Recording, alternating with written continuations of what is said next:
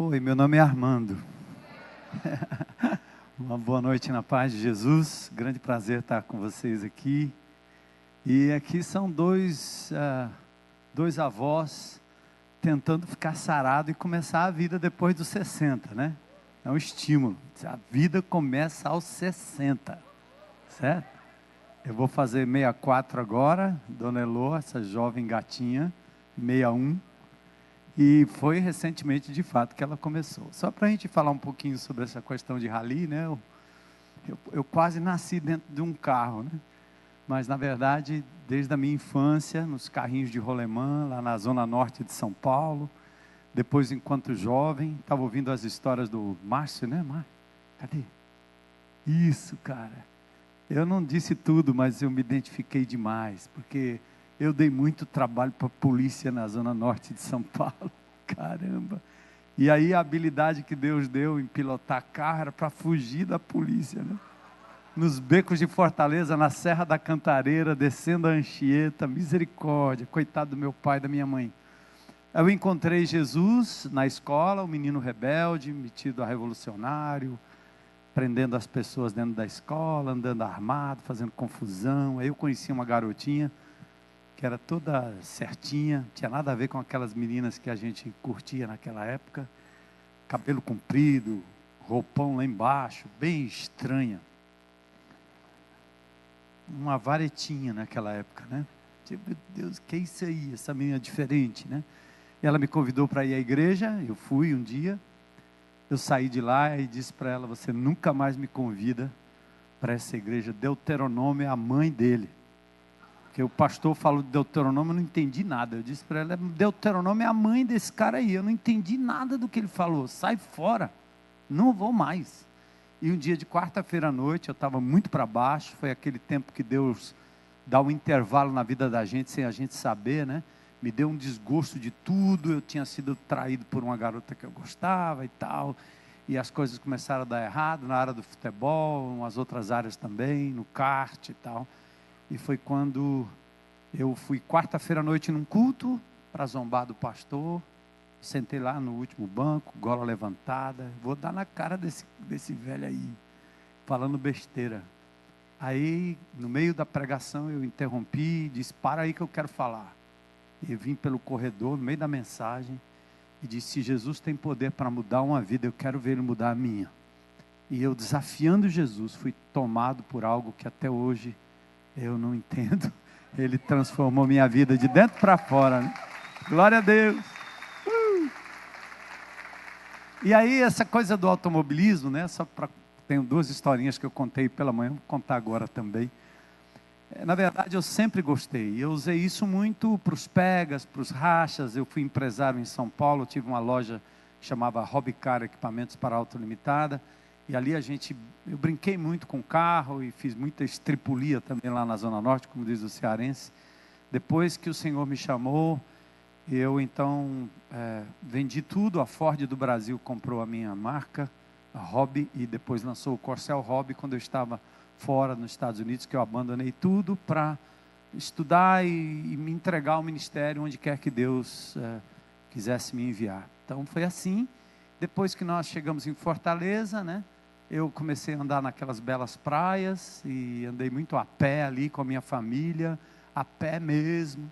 Depois Deus me deu um carrinho, um bugzinho, comecei a andar lá pelas praias. Quem já esteve nas praias do Nordeste sabe que tem aqueles bugs, né, que o cara faz com emoção, sem emoção, né?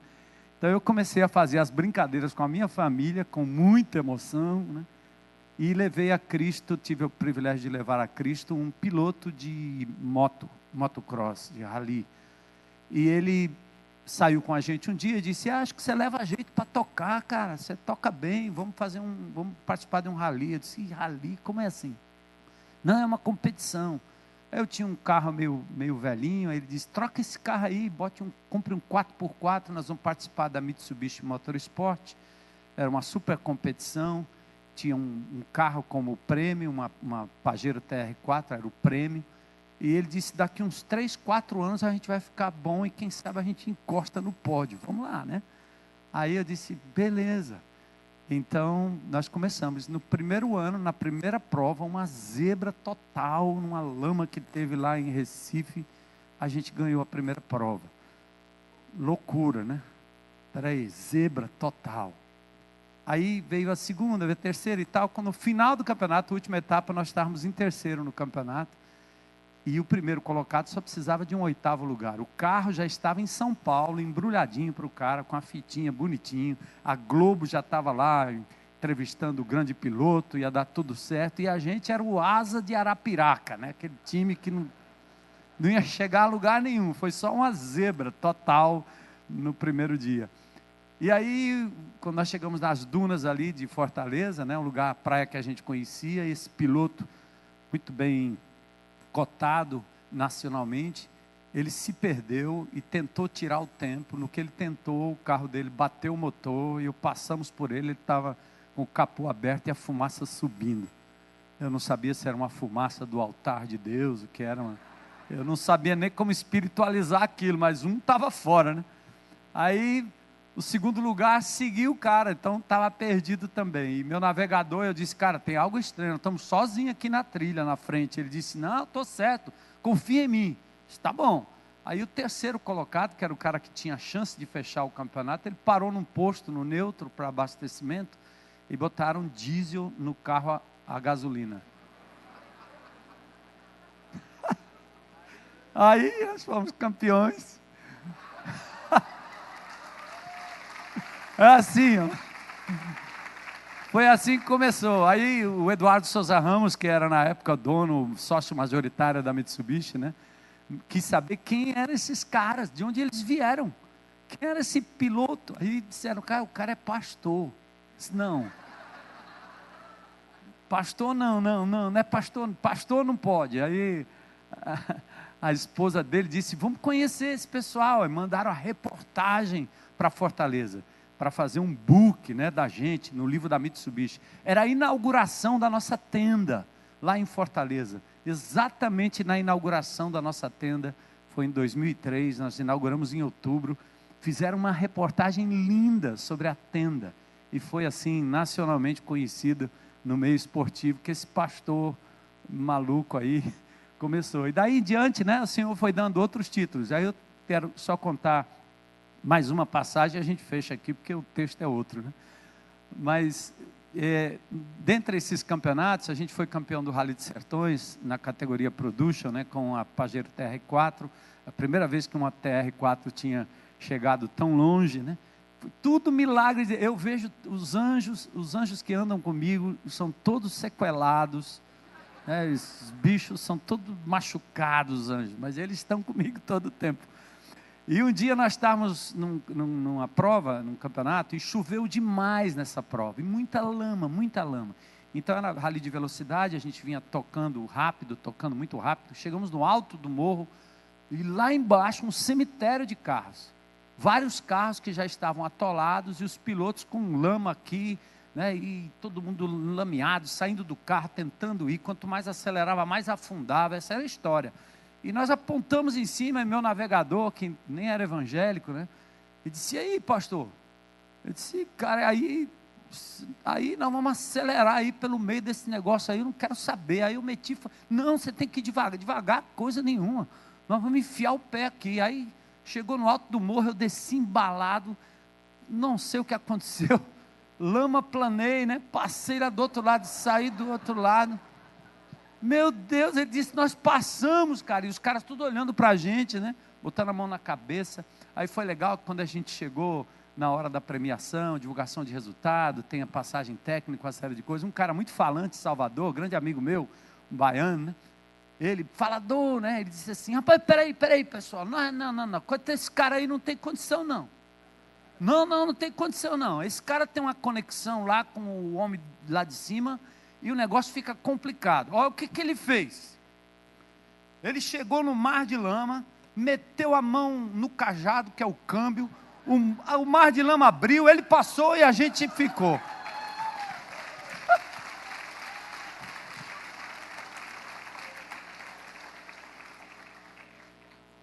Rapaz, eu nunca vi um faraó tão enlameado, viu? Os caras do faraó carros enlameados, né? Então tem sido assim, a despeito da idade, né? Do tempo, eu dou muito trabalho para os meus netinhos lá. Nós estamos disputando o Campeonato Cearense de Rally. Eu tenho mais 4 etapas e eu acho que o campeonato já está fechado. Os matemáticos estão dizendo que a gente já ganhou, mas é assim, né? É só matemática. Mas nós estamos muito felizes e muitos vieram ao conhecimento de Jesus. Embora eu disse para a igreja todo o tempo, eu disse, eu não vou praticar esporte para testemunhar de Cristo, ser missionáriozinho, nada disso. Eu vou lá porque é a minha diversão e Deus se alegra quando eu me alegro. E Ele se diverte quando eu me divirto. E da forma saudável, equilibrada, Deus quer que eu pause. Então eu vou pausar. Se Ele quiser dar frutos disso aí, Ele dá. Inclusive tem dado e muito. Na igreja hoje tem vários. Nós temos um pódio. O maior ganhador do Rally dos Sertões na categoria caminhão, que é o Edu Piano, o Solon Mendes, que é o navegador dele, foi esse cara que me conduziu a Cristo. Eles ganharam 7, 8 vezes o Rally dos Sertões. Ele é um crente, ele anda no capacete dele, diz toda a honra e glória a Jesus, né? E vários outros que fazem pódio em competições nacionais, são frutos assim desse ministério que Deus tem levantado aí dessa forma. Então, glórias ao nome de Jesus, tá bom? Atos capítulo 20, vamos dar uma olhada aqui nesse texto. Atos capítulo 20. E eu venho aqui com muita alegria no meu coração, não só pela igreja que eu conheci há muito tempo, ainda pequenina, ali naquela propriedade, né, propriedade já mais antiga. Eu vi os primeiros dias, as primeiras lutas desse jovem pastor, e nós nos conhecemos. Eu vinha de um drama muito grande, denominacional. Eu venho de um movimento chamado Batista Regular, que é a Associação dos Batistas Regulares. Eu vim desse movimento, que é um movimento muito austero, muito duro em uma série de coisas, porém um movimento fundamentado na palavra de Deus, com muito amor à palavra. Recebi grandes orientações e exemplos de Deus nesse movimento, e felizmente ou infelizmente, ao longo dos anos, nossa igreja que pertencia a esse movimento não suportou, ou o movimento não nos suportou, porque nós sempre procuramos manter o cerne, o conteúdo do Evangelho, aquilo que é essencial, mas a forma, ela é sempre relativa. É como as duas parábolas que Jesus usa acerca do tecido, do remendo novo em veste velha, e o vinho novo em odre velho. O que Jesus estava dizendo para os fariseus é que o odre, que é aquela espécie de invólucro de couro, né? Acho que vocês conhecem muito bem isso aí. Ele, com o vinho colocado ali, o vinho fermenta e ele expande. Então o invólucro, a garrafa em si, o depósito desse vinho, ele expande, porque o vinho é dinâmico na sua fermentação. Então quando ele expande, o couro expande, acabou, ele chegou no limite. Você tira o vinho, usa o vinho e repõe o vinho. No próximo processo de fermentação ali, a expansão faz como se fosse uma bexiga, que a gente chama isso lá no Ceará, em São Paulo. Explode, não aguenta. E Jesus estava dizendo isso. E remendo novo em pano velho, mesma coisa, né? Na minha época, eu ia para a escola com a calça que começava aqui perto do sapatinho. Depois que minha mãe lavava algumas vezes, ela já estava dando na canela e perto do joelho, porque encolhia, né? Não era um tecido sanforizado. Então, no Novo Testamento, Jesus usa o mesmo ponto. Você lava o tecido, ele encolhe tudo que tem que encolher. Aí ele cria um buraco, você vai lá, põe um remendo novo. Na medida que lava, o remendo novo vai encolher, e o tecido encolheu tudo que tinha que encolher. O que vai acontecer? Vai romper, vai rasgar, você perde o conteúdo. E assim somos nós, como igreja. Todas as vezes que nós tentarmos colocar a dinâmica do Evangelho de Jesus, a poderosa palavra de Deus, esse Evangelho maravilhoso, que é dinâmico, dentro de fórmulas, programas, templos, prédios como esse aqui, chamando de igreja, de templo, seja do que for, nós estamos prestes a provocar um derrame, um desperdício do conteúdo, na tentativa de preservar as formas. E aí arrebenta mesmo. Eu quero louvar a Deus porque essa igreja tem sido desafiada a manter intacta ou intacto o conteúdo, que é Jesus o fundamento, 1 Coríntios 3,11, e a palavra de Deus que nos santifica na verdade. Estes são são os conteúdos, ou o conteúdo que não se muda. O resto se adapta. É escola, é programa, tudo isso é relativo. Continuamos questionando e continuaremos questionando a eficácia de tudo que a gente faz na igreja de Jesus. E o seu pastor tem seguido esse modelo, aprendido a questionar. Era assim que Jesus fazia. Jesus se tornou um revolucionário na época, porque ele fez tudo na contramão da religiosidade oca que ele via nos saduceus e nos fariseus, que embora pautados na palavra do Velho Testamento, eles estavam muito mais ligados às formas, aos dogmas, às preferências religiosas das pessoas, do que propriamente dizendo a palavra de Deus, o Senhor Jesus, a mensagem tácita, clara, que Jesus deixara naqueles dias para ele. Aliás, que era inclusive um anseio do Senhor desde o Velho Testamento. Toda a construção do Velho Testamento vem exatamente em função disso. E uma das coisas mais lindas que essa igreja tem feito é essa desinstalação. Vocês estavam num lugar que chamavam de templo físico, onde os antepassados ajudaram a construir, onde os mais velhos, já se acomodavam muito àquele lugar, àquele local, chamávamos aquilo de igreja. Você passava na frente e dizia, aqui é a igreja Monte Serra, e Jesus veio exatamente para romper com tudo isso. Quando os discípulos diziam assim, Jesus, vamos dar uma olhada aqui na nossa igreja Monte Serra, olha o que nós construímos. Jesus no meio da rua olhava e dizia, não vai ficar pedra sobre pedra aí, porque igreja são vocês, somos nós, de casa em casa, amém? É assim. E lá no meio da história do Novo Testamento, na dinâmica neotestamentária, Deus também faz uma coisa tremenda, que tem a ver com uma igreja que acredita na restauração, e o seu pastor tem aprendido a fazer isso. Aliás, os pastores, e hoje nós estamos falando particularmente de vocês dois, eu acho que a fragilidade de vocês é que os leva a compreender e acreditar que pessoas frágeis podem ser instrumentos nas mãos de Deus. É muito lindo, você olhar para vocês, conversar com as pessoas aqui e ver que são pessoas frágeis nas mãos do Senhor. O Novo Testamento foi assim.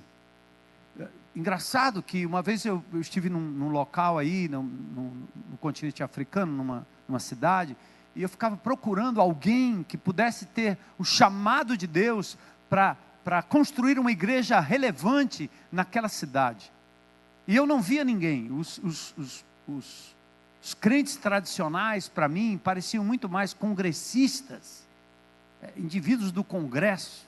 As igrejas ali, a estrutura, parecia mais uma coisa de muito conforto do que uma igreja disposta a uma desinstalação. E no momento que eu estava já assim, cansado de ver tudo aquilo, muito chateado de ver aquela estrutura tão rígida, que jamais alcançaria, ao meu ver, aquela cidade africana tão linda, tão pujante, tão identificada com a nossa própria cultura.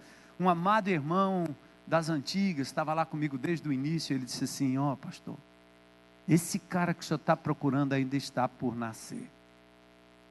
É mesmo? Não, esse cara nem se converteu ainda. Calma, pastor, Deus vai mandar. E no início da igreja, no Novo Testamento, imaginem, Deus lança um sonho, mas tinha um cara lá que nem era do time ainda, e esse cara era o apóstolo Paulo. Que coisa! Aliás, ele não só não era do time, mas ele chutava contra, ele perseguia os cristãos, ele era o maior inimigo. Então, cuidado, viu? Quando você olhar para as pessoas ao seu redor, na sua cidade, onde quer que seja, eles são inimigos. Deus pode estar preparando aquela vida com toda a expertise para o mal, Ele pode transformar para o bem, para a honra e glória do Senhor Jesus Cristo. Amém? Ó, o apóstolo Paulo, bicho arrogante, com uma história louca, perseguindo os crentes, tendo cartas das autoridades, indo para cima e para baixo, prendendo crentes, se alegrando com o apedrejamento de Estevão. Esse camarada tem um encontro, não com o templo, não com a igreja, não com o sacerdote, não com o pastor, mas com o Cristo ressurreto, no meio do caminho. E o bicho, o apóstolo Paulo, super arrogante, o que é que Deus faz com ele? Ele se converte e o cara fica debilitado. Você já tentou dizer isso para alguém, amigo seu? Cara, se você entregar sua vida a Jesus, você vai ficar cego, não vai saber para onde vai, você vai cair com a cara no chão. Foi assim com o apóstolo Paulo. A pessoa convertida, ó. Esse evangelho que a gente prega é assim, né? Aceita Jesus, você ganha um carro. A gente é Jesus que vai resolver tudo. Você ganha um namorado, ganha um casamento, seu marido vai ficar melhor, seu filho vai ficar bem, você vai ganhar muito dinheiro. E o evangelho pregado para Paulo é assim: você vai sofrer pelo meu nome. Começou, cadê onde é que eu estou?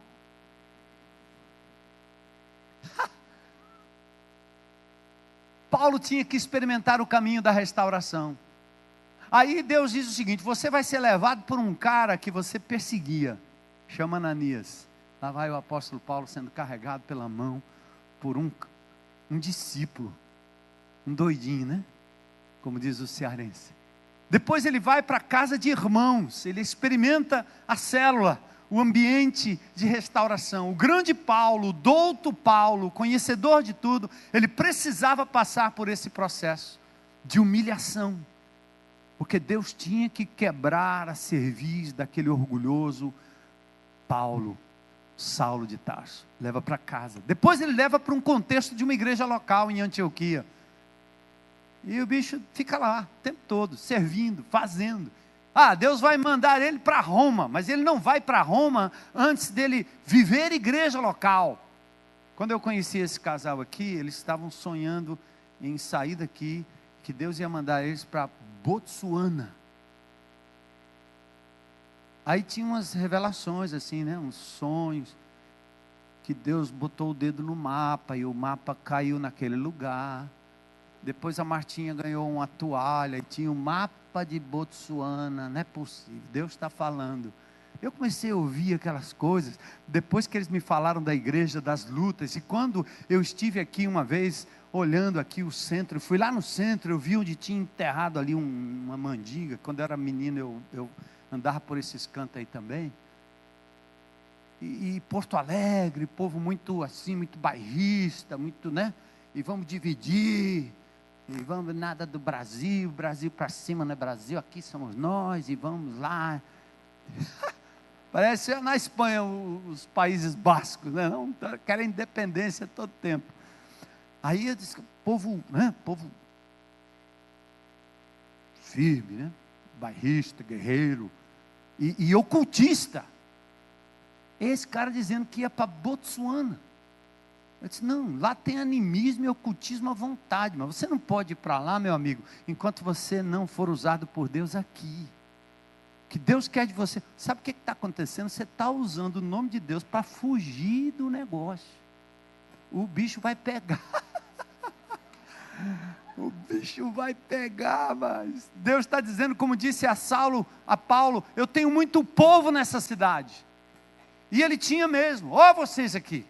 Era um punhadinho. Olha o que está acontecendo. Hoje pela manhã, à tarde. E os que ainda virão. Os que ainda serão conquistados. Olha os machos da vida. Deus trazendo para a glória do nome dele. Que coisa linda, né? Essa desinstalação santa. Louvado seja o nome do Senhor.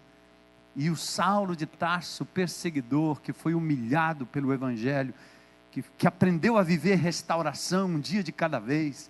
O cara que sabia que tinha uma limitação. Aliás, o camarada ficou tão sequelado que ele não conseguia nem escrever direito. Tinha que chamar alguém para escrever, porque ele andou com um negócio no olho que dificultava a escrever. Mas pense num camarada cego, mas bom de letra.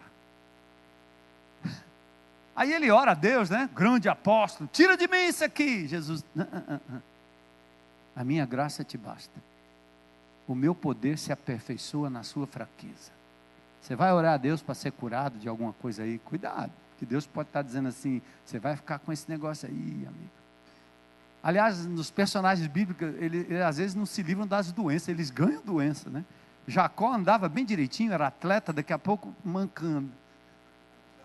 Por que ele precisava daquilo? Deus está dizendo, você é limitado. Não é desculpa para você não se cuidar, tá certo?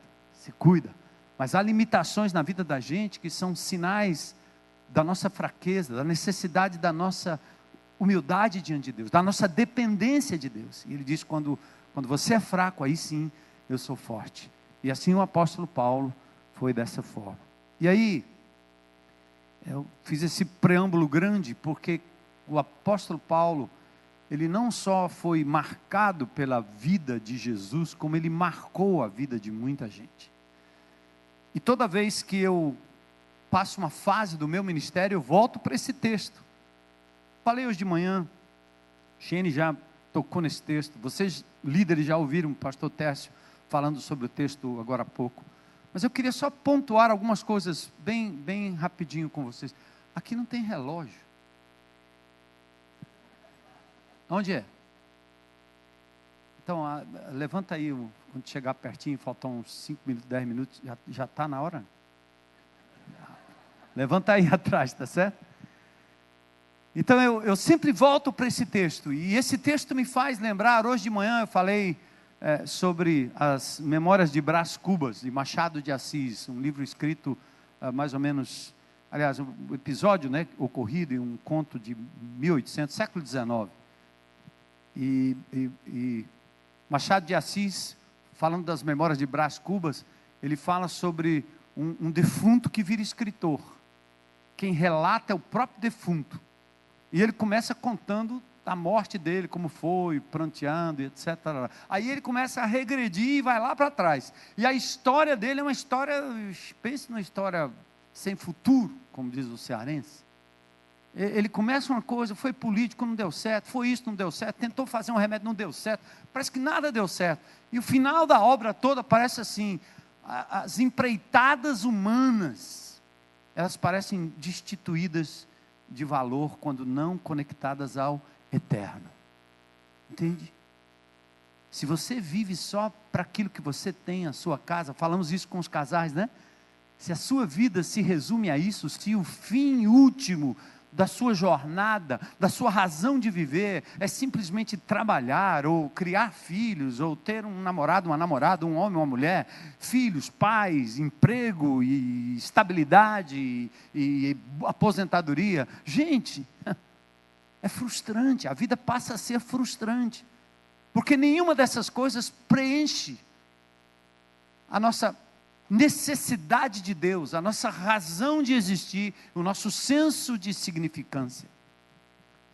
E o apóstolo Paulo, ele nos ensina, e a palavra de Deus nos ensina também, que nem o ministério em si deve ser um fim em si mesmo, porque às vezes a gente casa querendo fugir de um drama de família, querendo se estabilizar na vida, querendo transar sem ser perseguido pelos cristãos. Então você casa com uma série de motivações, e às vezes nós nos mantemos ou perseveramos no ministério, às vezes por motivos escusos, fazendo do ministério um meio para sobreviver, um meio, não deu certo em mais nada, agora vamos ser pastor e vamos continuar aqui. Ou faz do ministério um fim, de forma que se alguma coisa não vai bem, parece que o mundo desmorona. O mundo vai desmoronar porque não está dando certo.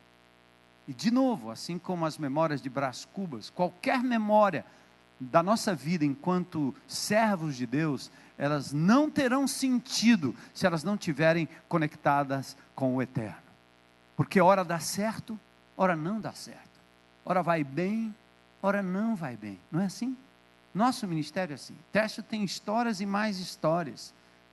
A gente pode contar só as boas memórias, trazer à memória aquilo que pode me dar esperança. Mas a grande verdade é que Deus nunca omitiu a parte errada e frustrada e frustrante da vida dos seus discípulos, da vida do seu povo. Nunca, Deus não omite. Eles erram, eles pecam, eles reclamam, eles pedem para morrer. São autênticos, são pessoas. E são as coisas que nós temos que trazer à memória. Então, vou para o texto agora com vocês. Paulo chega em Troade e ele manda chamar os líderes de Éfeso, e no final do texto há uma coisa tremenda aqui, porque há um lamento, um choro. Quando eles se encontram e Paulo anuncia que está indo embora, eles se ajoelham, eles oram, eles pranteiam, eles choram, eles sentem que vão perder algo. Mas talvez não é só pela ausência do apóstolo Paulo, mas o choro também pode ser um choro de gratidão pelo legado, por aquilo que o apóstolo Paulo representava. Aliás, ele nem passou muito tempo com as pessoas daquele lugar, como em quase nenhuma igreja, em nenhum lugar. O apóstolo Paulo, 3, 4 viagens que ele fez, ele passava, voltava para estabelecer os discípulos, mas ele não ficou muito tempo. Nem Jesus ficou 3 anos. Olha que transformação o Senhor operou na terra, na humanidade, antes de Cristo, depois de Cristo. 3 anos apenas de ministério.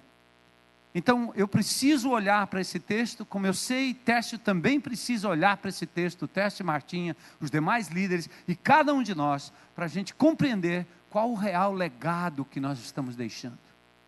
Então, o apóstolo Paulo me dá algumas dicas, e talvez a primeira dica aqui está no verso 18, quando ele diz: e quando se encontraram com ele, disse-lhe: vós bem sabeis como foi que me conduzi entre vocês, em todo o tempo que eu estive com vocês, desde o primeiro dia que entrei na Ásia. Aqui me mostra que o apóstolo Paulo, ele não estava preocupado com a metodologia, ele não estava preocupado com o planejamento, ele não estava preocupado com nada acessório, embora importante. Paulo diz: eu estive com vocês, presença, gente, relacionamento. É assim que o corpo de Cristo cresce, é assim que o corpo de Cristo expande, é de pessoa para pessoa, é um de cada vez, é relacionamento. Esses dias eu tenho batido lá na IBC, e já uma coisa que nós vemos assim, estamos falando já há alguns anos, mas só agora a coisa está pegando de verdade. O discípulo não aprende numa sala de aula, ele não aprende primariamente e primordialmente numa palestra. O discípulo aprende quando ele anda com alguém. É como criança. Seu filho aprendeu tudo, não porque você sentou e disse: agora uma aulinha de como comer, uma aulinha de como falar papai e mamãe. Não, quando ele vai para a sala de aula, pelo menos antigamente era assim, hoje não, as crianças vão muito cedo para a creche, né? Os pais têm que trabalhar, deixam as crianças lá. Mas o maior aprendizado, eu me lembro da minha filha, eu sou da época, sou do século passado, e minha menina foi para a escola com 6 anos de idade. Sabia ler, sabia escrever, sabia um bocado de coisa. Onde é que ela aprendeu? Eu não dei aula, eu simplesmente convivi. Mas mais do que saber ler e escrever, são valores e princípios que são passados na convivência. Então o apóstolo Paulo está dando o primeiro legado que ele deixou aqui, é que ele foi uma pessoa focada em pessoas, pessoa relacional. E talvez aqui, Tércio e Martinha, uma dica interessante do apóstolo Paulo aqui, é que o apóstolo Paulo não mandou chamar a igreja em Éfeso para uma grande conferência em Mileto, porque ele ia fazer a despedida. Nada a ver. Quem ele chamou? A liderança. Porque não tem como um ser humano investir em mais de 12 pessoas. Não tente. Lembra de Jesus? Deus que se fez gente com todo o poder, Ele chama 12, fala o nome de 12, e quando eles mandam os 70, os caras não têm nome. Não diz o nome. Ele diz, vão, de 2 em 2 aí. Se é o Zé, o Mané, a Maria, o João, o José, não sei. Mas eu sei o nome desses 12 aqui. Esses caras andam comigo. Esses caras sentam comigo, comem comigo, sofrem comigo, choram comigo, dormem, não comigo, mas enquanto eu oro, eles dormem. Mas eu sei o nome deles. Então, Terção, acho que, sabe, estar com os caras, mas com aquele. Você tem feito isso, é muito lindo. Eu conheci você e essa equipe aqui, ainda, vamos dizer assim, numa fase de amadurecimento, uma fase tenra. E essa igreja tem reconhecido isso. Esse homem sai, vai viajar, vai não sei para onde, e deixa os caras aqui tomando conta. E vocês vão experimentando o sabor de cada um. E cada um deles tem um DNA do investimento do homem de Deus. Continuem apoiando. Essa é a forma de deixar um legado.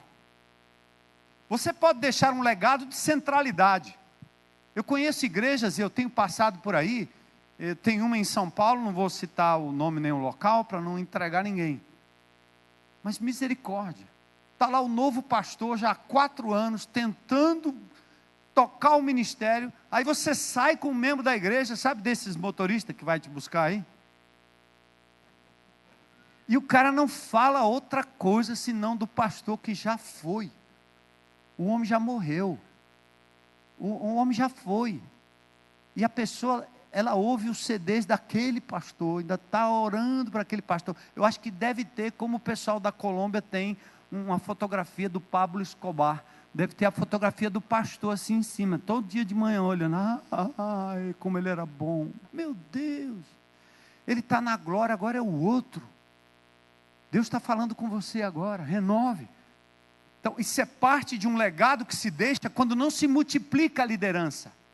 E a multiplicação da liderança, você sabe, Tércio, tem a ver com o fato da gente diminuir para os caras crescerem. Não é fácil, mas é possível. Glória a Deus, né? Então, Paulo esteve com eles. Proximidade, legado da presença. A segunda coisa no verso 20, Paulo não se esquivou de falar a verdade, jamais deixando de vos anunciar coisa alguma proveitosa e de vos anunciar publicamente de casa em casa, aquilo que é proveitoso, a verdade. Paulo não deixou de falar a verdade mesmo em prejuízo próprio. O líder é responsável pelo alinhamento da liderança, pelo alinhamento da verdade, da condução do rebanho. Não pode faltar o amor que disciplina, que alinha, que às vezes é severo quando necessário, em prol da verdade e para o bem do corpo como um todo. Não se omitiu.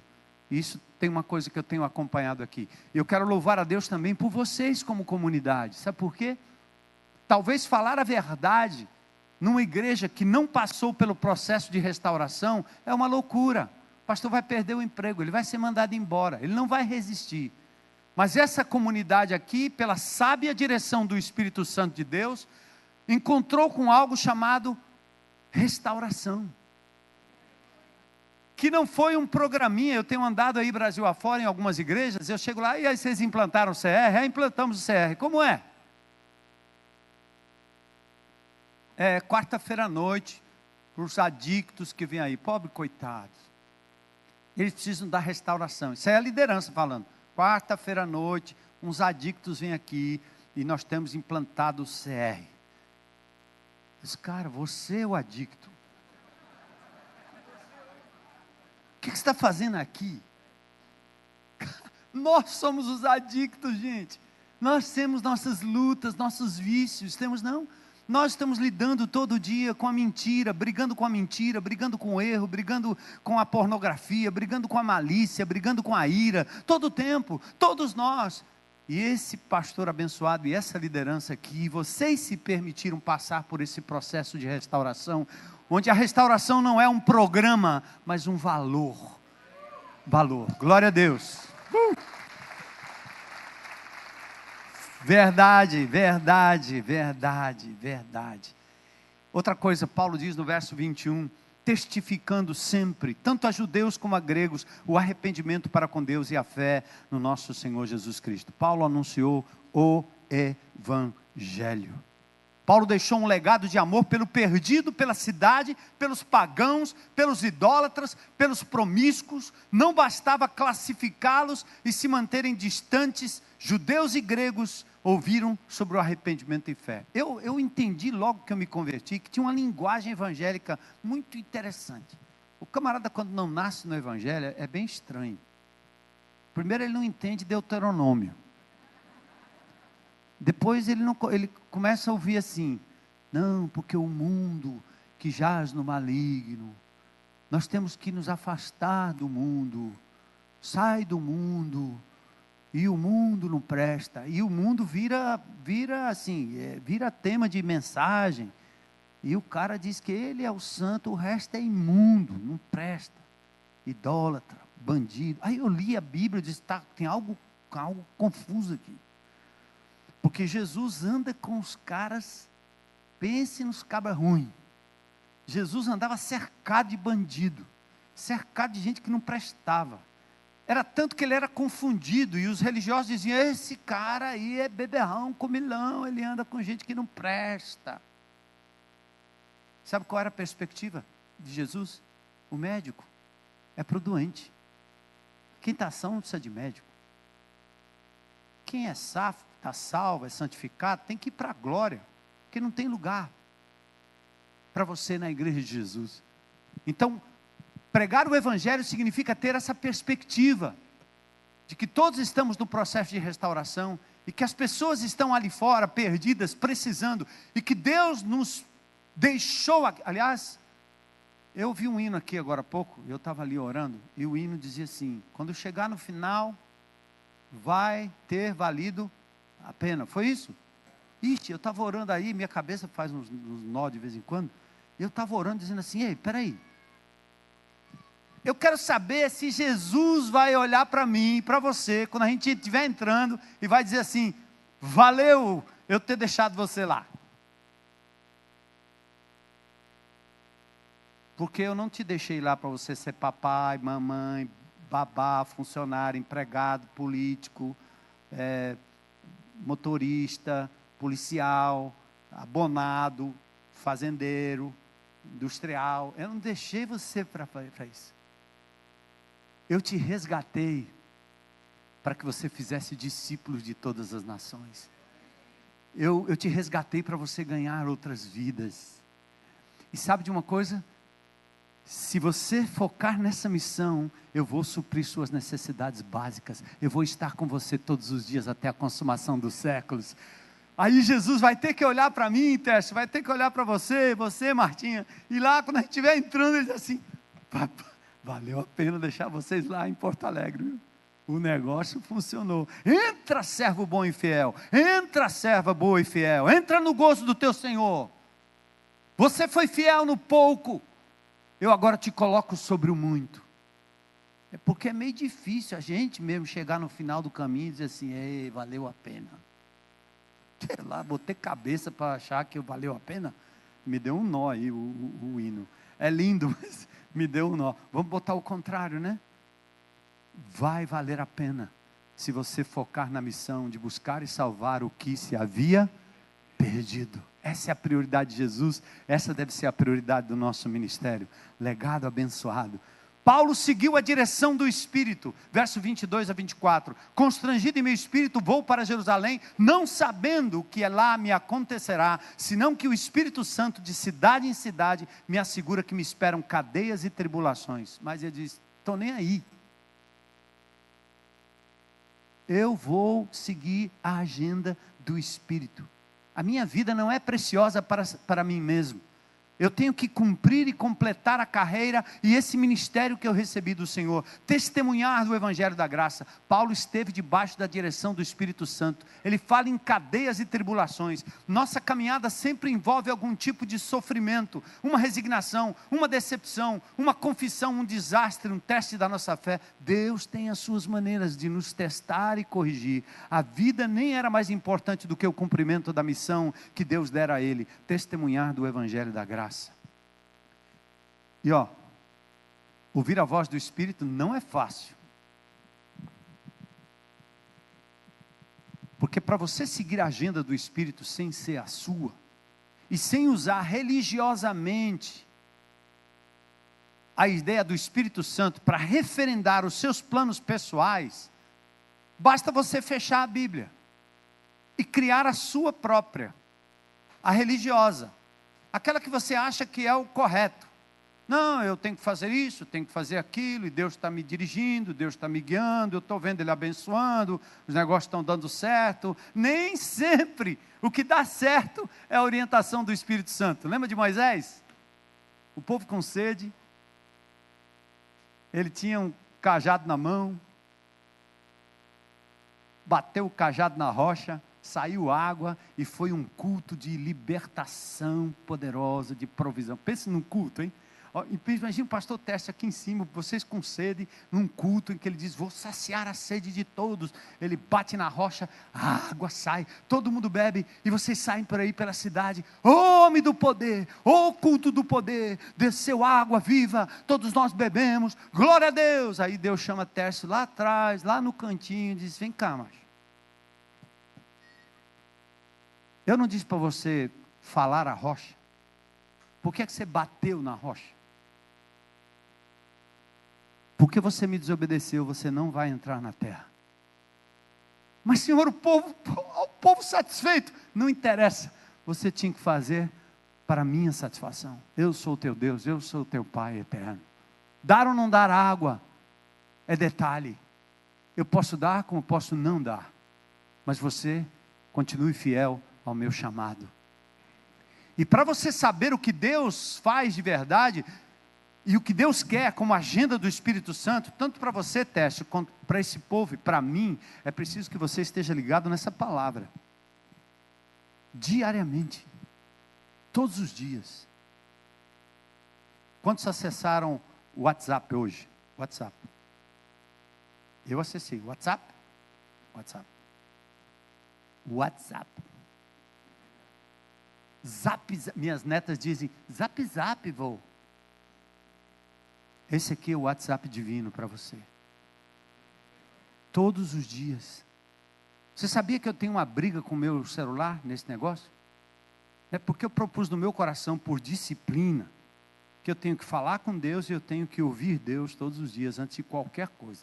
A minha mulher, de vez em quando, ela sai de manhã, a gente sai bem cedinho, e ela tem uns quitutes bem gostosos, e logo cedo, uma maravilha. Ela me chama: vem, está pronto, vem. Aí eu fico naquele: eu preciso ir. Não, primeiro eu vou, depois eu disse: não vou. Eu vou abrir meu WhatsApp. Deus tem que falar comigo logo cedo. Eu preciso ouvi-lo. Mesmo que não represente direção nenhuma, mesmo que Deus não diga nada, ou que eu não entenda nada do que Ele está me dizendo, mas eu só serei sensível ao mover do Espírito, se eu ouvir essa palavra aqui, dia após dia. E a responsabilidade tua, é tua, Técio, é tua, Martinha, é de cada um, é de cada membro aqui. O pastor não pode ir na sua casa fazer você falar, ouvir a voz de Deus. Como disse hoje pela manhã, esse aqui é o único livro que você compra e o autor vem junto.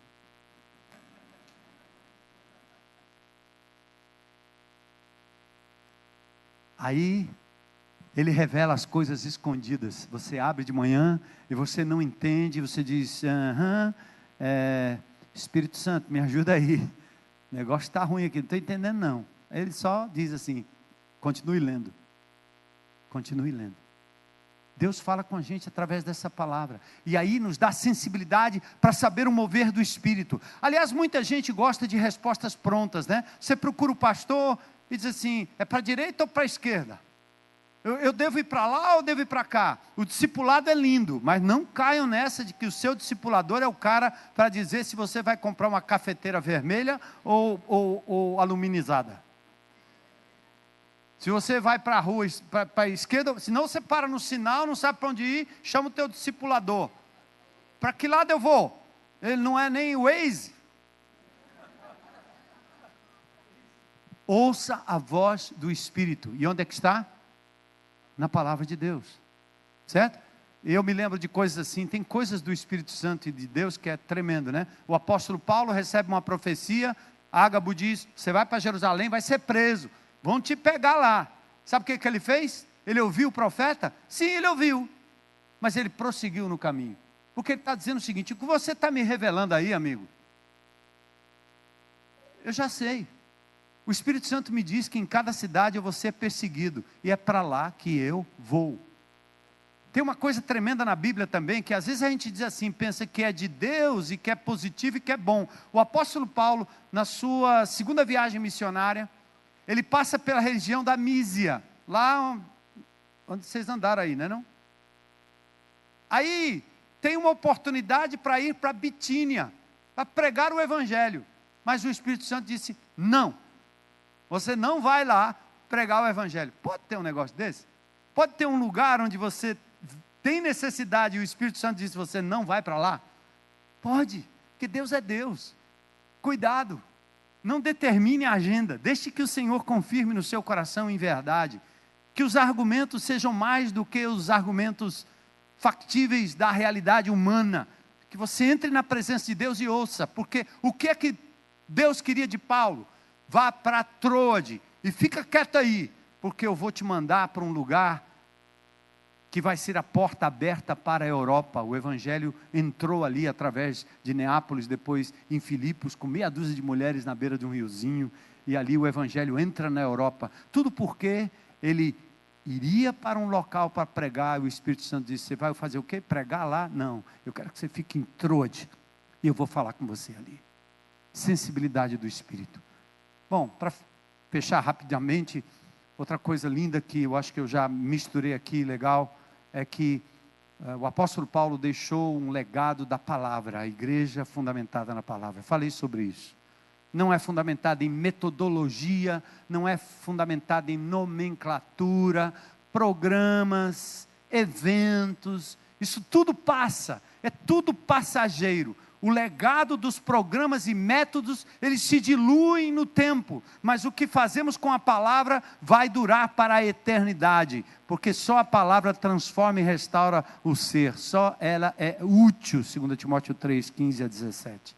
E é isso que você tem plantado no coração dessa comunidade. É muito bom falar da palavra de Deus aqui, né? A gente nota os coraçõezinhos atentos. Eu vou em alguma igreja, passa meia hora para o povo me entender, ou despertar, e a igreja sintonizada na palavra, a gente sente, eu posso estar enganado, né?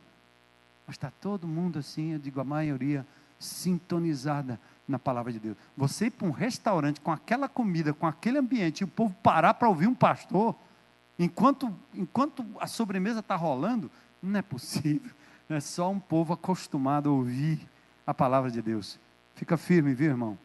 Continua assim.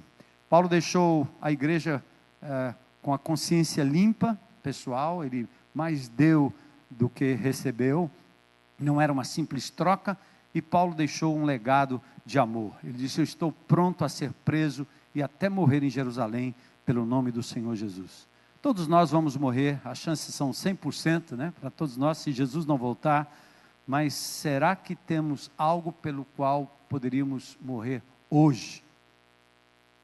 Para mim, é o Evangelho de Jesus. Paulo disse que estava disposto a dar a sua própria vida pela igreja de Cristo. Pode não haver uma situação social e política que exija a morte, mas o nível de sacrifício deve estar presente em tudo o que fazemos.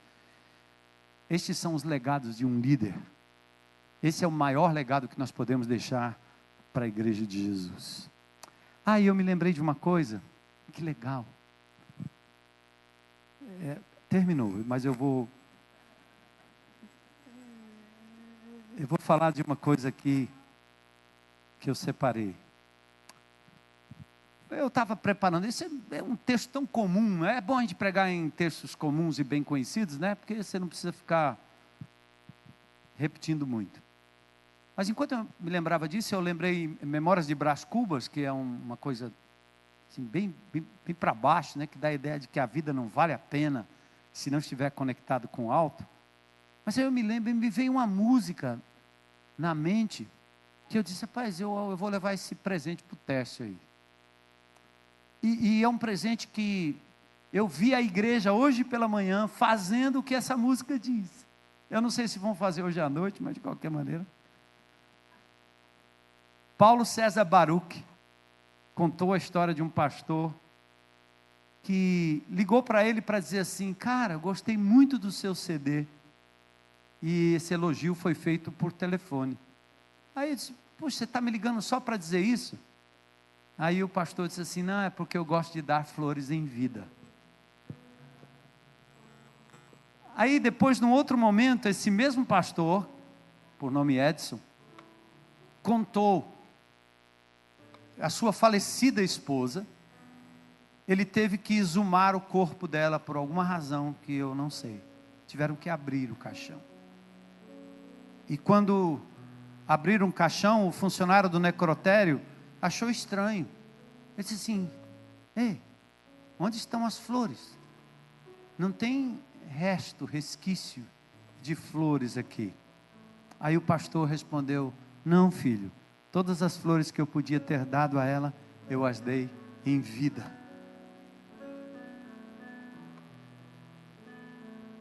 É bom, né? Então, nosso amor, a nossa dedicação, não é mais do que qualquer coisa que eu sou igual o Pedrão lá, eu não tenho prata nem ouro, mas uma coisa eu tenho, em nome de Jesus, né? Conta com as nossas orações, com o nosso apoio, nosso amor, nosso cuidado. E vocês todos, tá bom? Como igreja. E continuem assim, dando flores em vida para os seus, para aqueles que estão ao redor. Não deixa morrer para elogiar, não deixa morrer para reconhecer. Então, presentinho aí em nome de Jesus, reflete nessa música.